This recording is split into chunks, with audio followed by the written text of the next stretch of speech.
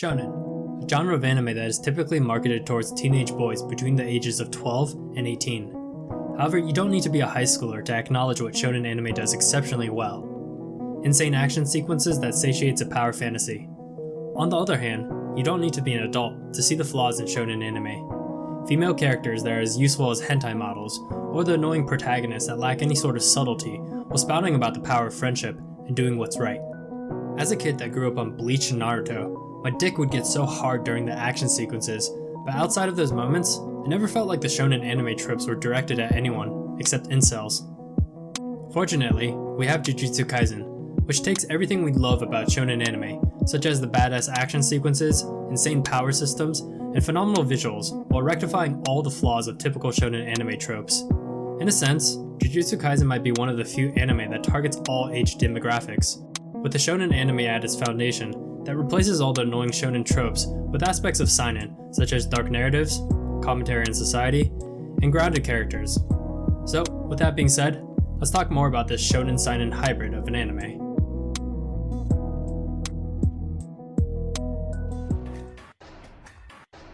Jujutsu Kaisen takes place in the world of curses, a world where malicious curse monsters live amongst humans, as they are the product of human malice and despair.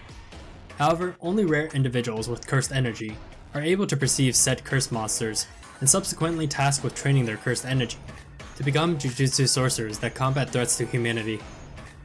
The story follows Yuji, as he stumbles across a powerful cursed item that once belonged to Sukuna, aka the god of curses.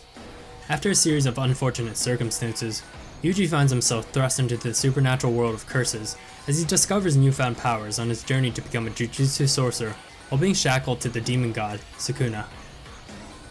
First off, the action and combat sequences will satisfy even the most jaded action genre lover, as the stunning visuals and choreography adds a lot of intensity to each scene.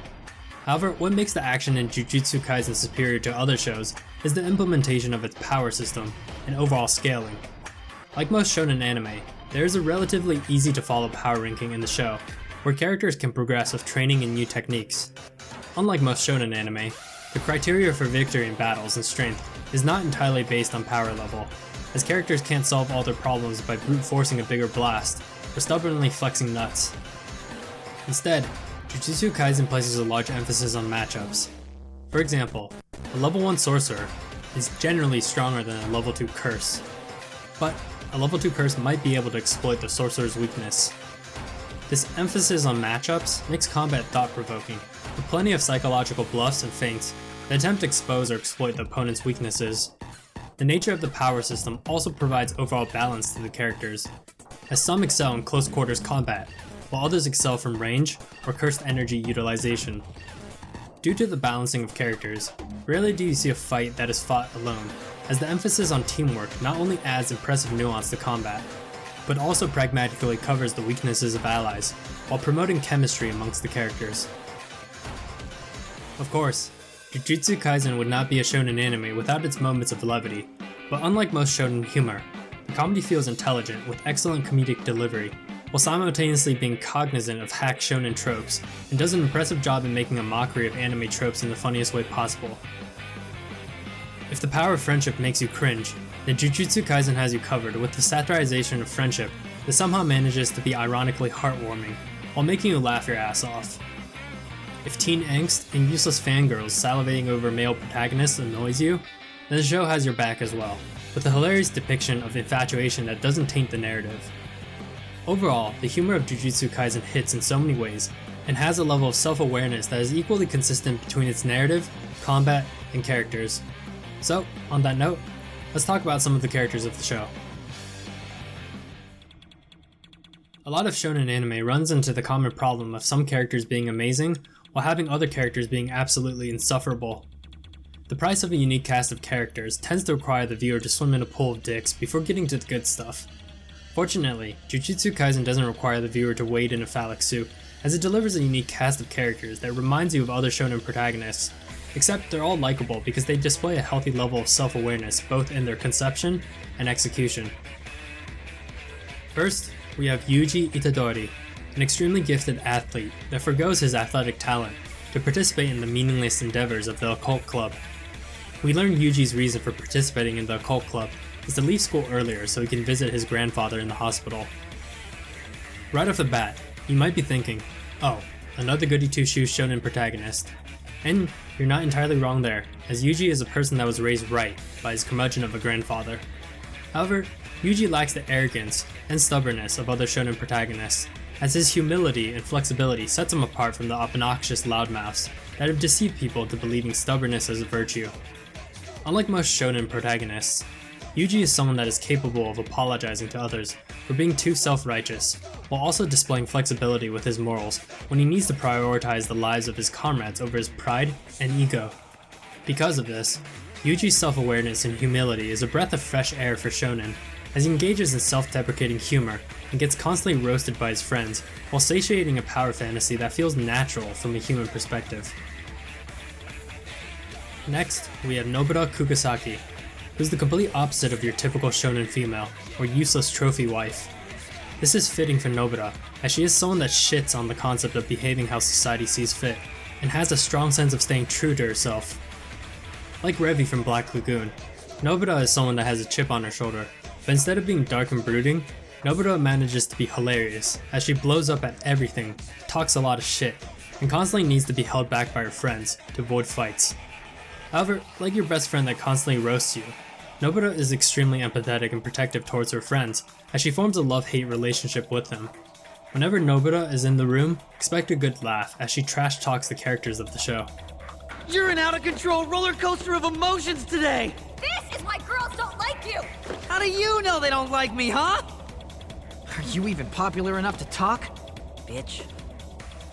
Megami Fushigoro is the last of the trio, and his introverted demeanor makes him stand out from the two extroverts in his group.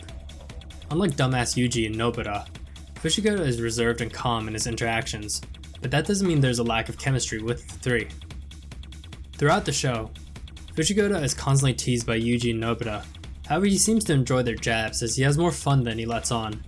Because of this, Fushigoro isn't as dark and brooding as one would expect, and displays morals that line up with both Nobara and Yuji, with the three of them displaying a very mature concept of death and self-awareness that makes their chemistry feel natural and realistic. Also, it's funny when the seemingly high and mighty Fushigoro can operate on the same level of intellect as Yuji and Nobara. Next, we have Gojo Satoru, who is the one outlier to the balanced power system of Jujutsu Kaisen, as he essentially has zero weaknesses, and even has his own theme song. Let me clarify that. He has his own theme song for one of his attacks, that isn't even his ultimate ability. As the most overpowered character in the show, Satoru doesn't behave as one would expect, especially considering his profession as the instructor to Yuji, Nobara, and Fushigoro. As a playful and carefree troll, Satoru intentionally irritates both colleagues and students, however it never feels malicious. It would probably be better to call Satoru an enabler, as he somehow manages to be an effective teacher to the students at Jujutsu Tech. As for the rest of the characters, we have a likable mix of upperclassmen that all display unique eccentricity ranging from Todo hilariously appraising people by asking their taste in women, to the ruthless weapons specialist Maki, self-proclaimed useless Miwa that has an amusing infatuation for Satoru, quiet Toga that speaks in sushi ingredients, and of course, the motherfucking panda. Unlike most shonen anime, all of the side characters in Jujutsu Kaisen have a large involvement to the narrative and are extremely strong as they play a pivotal role in battles while equally providing moments of levity that have you invested in them as much as the main characters of the show. Also, Todo and Maki are absolute units.